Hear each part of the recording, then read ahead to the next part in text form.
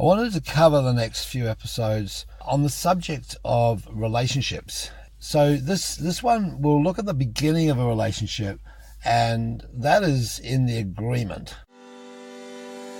This is a place where those who suspect they're innately wise, brilliant and powerful come to learn how to transform their lives. One cognition, one realization, and one blinding flash of the obvious at a time. We are the innovators, the record breakers, the world makers and creators of all kinds. We supersede the suppressive worldview of mass ignorance and awaken the strength within. We are waking up to our innate secrets. My name is Dr. Mark Postles, and welcome to the In8 Secrets podcast. So agreements can be a tricky thing, and what happens with most people is that agreements at some area are assumed. Now, assuming an agreement is a slippery slope, and what we look at within any innate system, any living system, is that there's a agreement more than by assumption. It's by a cohesive working together, and in the case of human beings, it's spoken. In the case of animals, it's probably taken from several markers that the say dogs or cats may have with their fellow species, and there's agreement that takes place that sets up the framework. So why would we have agreements? Well, agreements just allows us to be on the same page. And I wanted to have a look at that in a few areas here relative to the human species and relative to the innate flow of collaborative and cooperative relationships that take place between human beings or not. So the first thing, an agreement, I think, is not necessarily a contract in terms of written in black and white, etched in stone, never to be changed or to be changed only at one's peril. I think an agreement is a more fluid thing. An agreement is something that is subject to change. And like, for example, Jackie and I got married some 46 years ago, and we made an agreement with each other that we will be together as long as love shall last. And that's allowed us to overcome many tricky spots in our relationship because we've had an agreement that is referencing a higher purpose. It's not a sort of a man-made thing as such. It's like, is the love here? And no matter how much we've been in angst with each other at various points in time, we come back to that point. Well, do we love each other? And we don't necessarily agree with each other. We don't necessarily buy into each other's beliefs totally. Certain behaviours are very different, and to me quite weird, and to Jackie quite weird of the other. But that's all part of an interrelationship. And you think of a human body, there's all sorts of different organs in the body, and these organs have different vibrations about them in different cells. So the cells differentiate, and they all hang out together. And yet there's an interdependence and agreement between all cells and all organs and tissues that respect and interact with all the rest of the body as well, even though they're very, very different. So, it's not about having a contract where you must be like this for the rest of your life. It's more about having a relationship based on an agreement of an idea that we are here for a purpose. And I think that's probably the first point of is why are we doing what we're doing? What is our common cause, or what is our central purpose? Because that's the reason for us to get together, be it in a relationship or at a job or just in a very casual encounter. What is the why? What's the reason for us to create this synergy, which is two people coming together as one to create something, or to go somewhere, or to do something. So from that point, it's then, well, what is the direction? What is the direction we're taking here?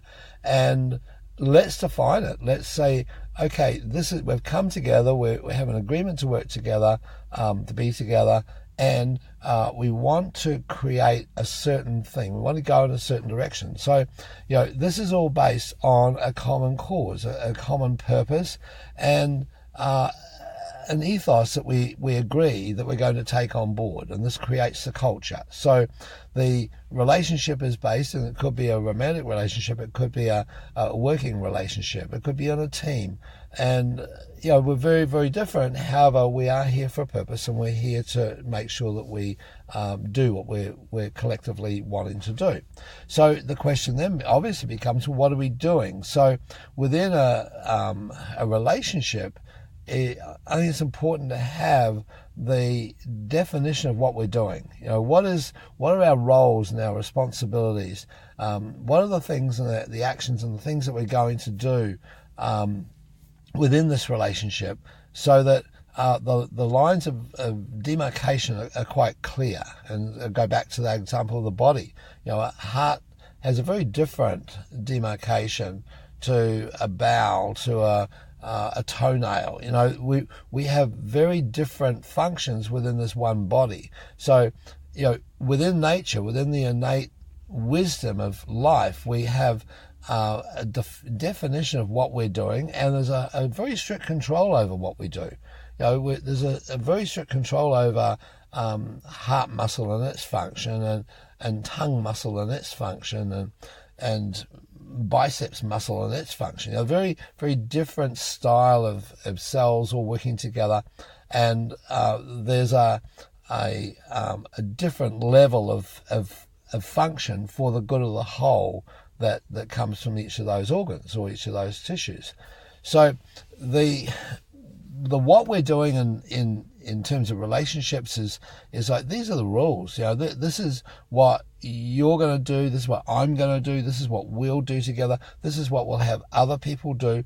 So it becomes a quite a prescriptive thing in policies and procedures in a business context, and lines of demarcation. You see many relationships fall apart because he thinks he should do this and she thinks that she should do that, and neither knows what the other really thinks at any point in time, because it keeps changing, and there's no set rules of organisation there within that structure. And so you look at any group of living tissue, it will get together in an organised way. A tree will organise in a certain way. Wind comes along and blows the tree over into a bent position. The tree will adapt to that. It will keep growing because it will reorganize itself with harder wood on one side than the other, or whatever the relationship is to trees to gravity. But it will sense that tropism, and it will work within it to adapt to it.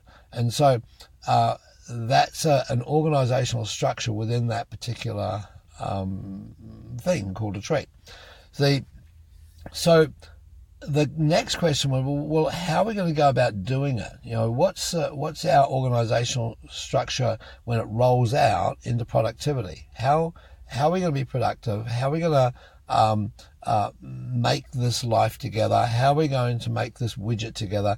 How are we going to make a winning team together? Whatever the cause, which has been established now, this is where the rubber meets the road. And obviously, if you're familiar with the innate model, I've been describing firstly the why, which is the quadrant 1 part, and then the what, which is the quadrant 2 part. Now we're talking about the quadrant 3 part, which is how. And so it's the application. It's how do we craft this?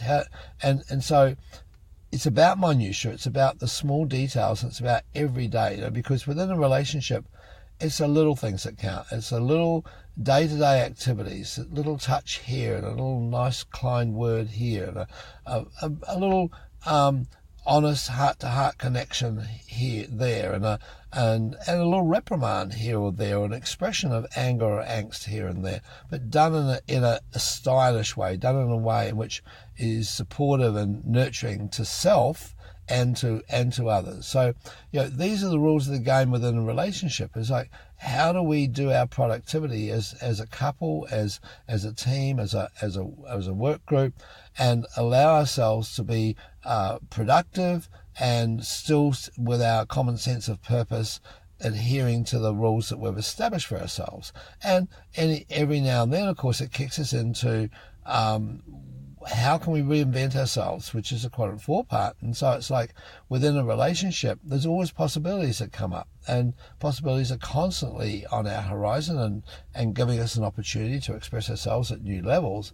And so what actions are we going to take relative to those possibilities? How are we going to allow ourselves the space to tear things down and put them together in a new way? Because relationships have within it a sort of use by date. It's like the cells of our body are always being born and then dying. The body doesn't heal, it regenerates. There's constantly new cells coming in, and there's an organization to that. There's an organization to the old cells dying and the new cells coming in. And if the situation is changed, then the new cells that come in will be different. In other words, if we don't do enough exercise, then the new cells that come in will be weaker. If we don't have a good diet, then the new cells that come in are going to be weaker. If our thought processes are in a negative vein, then the new cells that come in are going to be weaker. And the converse. So, when we're getting good exercise, the new cells that come in are more robust. When we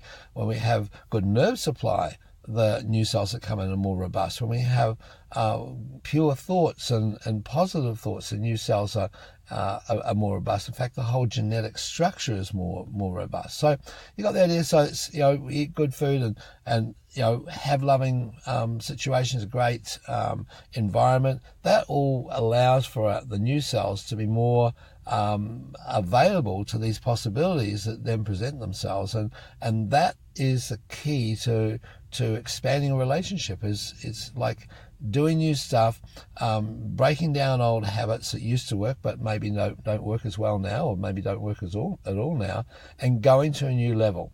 So that's the challenge here within relationships is, how can we keep shifting our agreements? How can we move our agreements to a new level that are different maybe to the previous agreements? And, over our time of marriage, Jackie and I together have had many different agreements that have come and gone, and we've come to the party around, okay, this isn't working, let's re-engineer this, let's put this into a new level.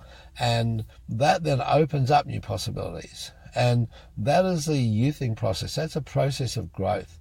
The other option with an agreement is it gets stayed, resentment comes in, we get cranky, we start to shrink, and we argue for our limitations and we shrink, and we get smaller and less effective, and that's a dying process. So we have a choice within agreements. Agreements can be ever increasing and ever refreshing, or they can be decaying and dying. So the question on this one is, what are your actions relative to your agreements? Where are your agreements in need of a reassessment? Where are you even maybe not in agreement with someone, or maybe there's assumed agreements going on, and there's all sorts of fights and irritations and that come because of that. So ask yourself, what are the changes that you are going to make in this area? How are you going to re-engineer your agreements, and maybe exit your agreements too? And this is always a possibility. It's an agreement is something that's set in jelly. It's like, this is what we agree to at this point in time. The environment will impinge on us at various points in time, and we may choose to exercise another agreement at that point in time. So, allow yourself this beautiful innate style of organic growth and development and connection with others.